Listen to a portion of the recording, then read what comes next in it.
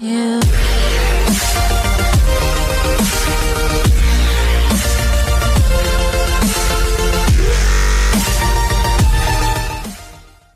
नमस्कार दोस्तों, मैं विकास कुमार यादव। फिर से स्वागत है मेरे YouTube चैनल विकास यादव साइंस क्लासेज पे।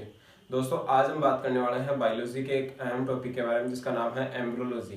दोस्तों एम्ब्रियोलॉजी जो टॉपिक आता है वो आपके जेट ICR, इसके अलावा आपके BHU, इसके अलावा competition exam SSC NTPC railway जो भी जितने भी एग्जाम होते हैं पटवार, तथा साथ ही 11th और 12th के लिए बड़ा इंपॉर्टेंट टॉपिक है। दोस्तों आज एम्ब्रियोलॉजी के बारे में स्टडी करते हैं। तो देखते हैं, सबसे पहले टॉपिक का नाम लिखते हैं एम्ब्रियोलॉजी।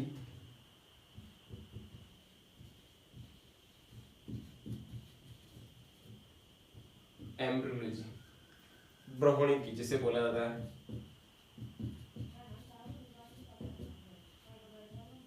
भ्रूणिकी क्या बोला जाता है दोस्तों इसे?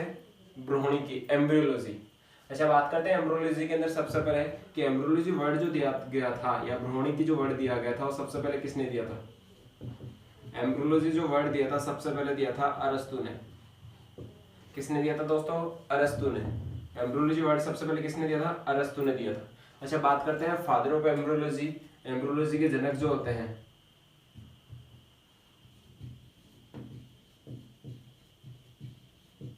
फादर ऑफ एम्ब्रियोलॉजी जो है वो भी अरस्तु ही है। फादर ऑफ एम्ब्रियोलॉजी जो है वो भी किसे माना जाता है? अरस्तु को ही कहा जाता है। इसके बाद में आते हैं आधुनिक भ्रूणिकी के जनक,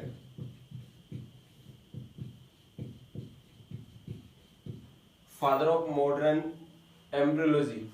फादर ऑफ मॉडर्न एम्ब्रियोलॉजी ये जो जनक माने जाते हैं वो माने जाते हैं वॉन बेयर को। किसको माना जाता है दोस्तों? वॉन बेयर को माना जाता है। किसको? याद रहे दोस्तों, भ्रूणिकी जो सबसे पहले शब्द दिया था वो अरस्तु ने दिया था। भ्रूणिकी के जनक जो माने जाते हैं वो किसको माना जाता है? अरस्तु को। लेकिन आधुनिक जो है, मॉडर्न जो फादर ऑफ एम्ब्रियोलॉजी जो है वो किसे कहा जाता है? वॉन बेयर को कहा जाता है। अच्छा, इसके बाद एक क्वेश्चन आता है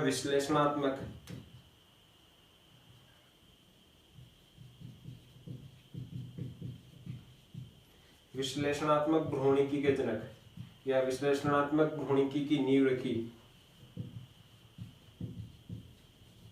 सबसे पहले नींव रखी थी TH मॉर्गन ने। किसने रखी थी नींव?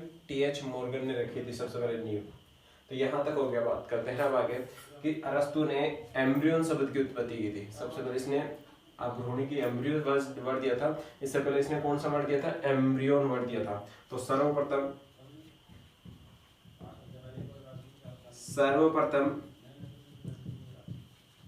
एम्ब्रियोन शब्द दिया।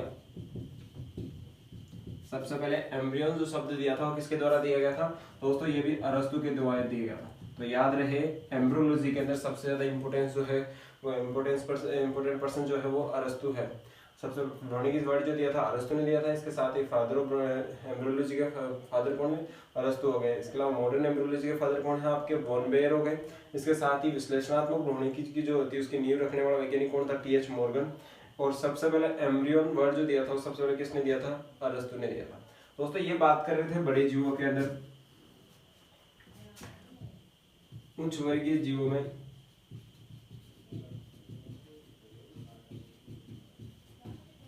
ये बात कर रहे थे किसमें? अपन उच्च वर्गीय जीवों में।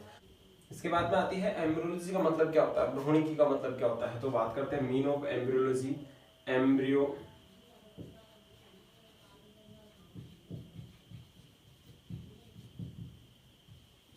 एम्ब्रियोलॉजी का अर्थ क्या है? एम्ब्रियोलॉजी का अर्थ क्या है? तो एम्ब्रियोलॉजी का अर्थ होता है भ्रूण से शिशु निर्माण की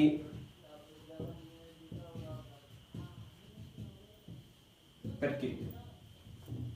भ्रूण से शिशु निर्माण की जो प्रक्रिया कहलाती है क्या कहलाती है? आपकी एम्ब्रियोलॉजी कहलाती है।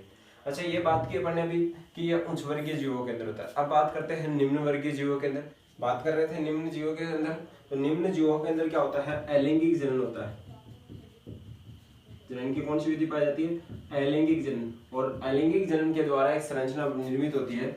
अलैंगिक जनन द्वारा निर्मित संरचना ब्लास्टेमा कहलाती है।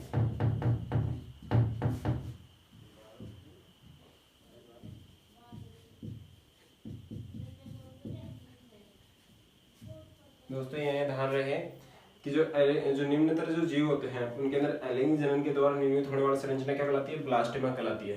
तथा इससे जो निर्मित जो जीव होते हैं, मतलब इस विधि के द्वारा या फिर ब्लास्टेमा के द्वारा निर्मित जो जीव होते हैं उन्हें ब्लास्टोजोइड कहा जाता है। तथा इस प्रकार के प्राणियों को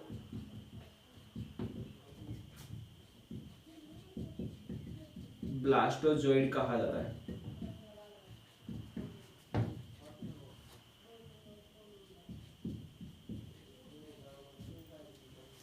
ब्लास्टोजोइड कहा जाता है। अच्छा, इसमें क्या होता है, एम्ब्रियोलॉजी बनती है, उसके अंदर क्या होता है, ब्लास्टोजेनेसिस प्रोसेस होती है, जिसमें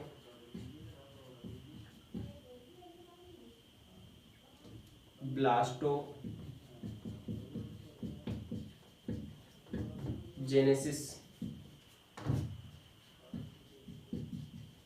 प्रक्रिया द्वारा जीव का निर्माण होता है।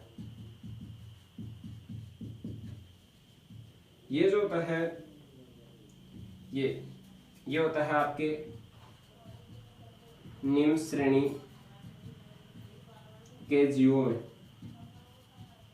किसमें होता है दोस्तों, निम्न श्रेणी के जीवों में होता है। तो यहां तक अपने बात कर ली एम्ब्रियोलॉजी के बारे में कि उच्चतर प्राणियों के अंदर कैसे होता है, एम्ब्रियो का निर्माण होता है, जबकि निम्नतर प्राणी जो होते हैं उनके अंदर क्या होती है, ब्लास्टोजेनेसिस प्रोसेस होती है। कौन सी प्रोसेस होती है, ब्लास्टोजेनेसिस प्रोसेस होती है, जिससे कौन सी संरचना बनती है, ब्लास्टेमा संरचना बनती है। कौन सी संरचना बनती है, ब्लास्टेमा संरचना बनती है। और ऐसे वाले जो जीव जंतु होते हैं जिनके अंदर ऐसा होता है उन्हें कहा जाता है ब्लास्टोजोइड। क्या कहा जाता है दोस्तों, ब्लास्टोजोइड कहा जाता है।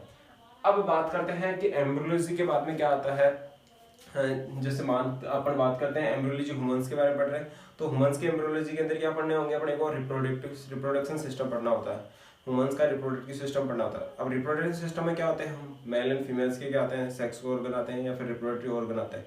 तो अब नेक्स्ट टॉपिक रहेगा अपना क्या रहेगा, रिप्रोडक्शन सिस्टम इन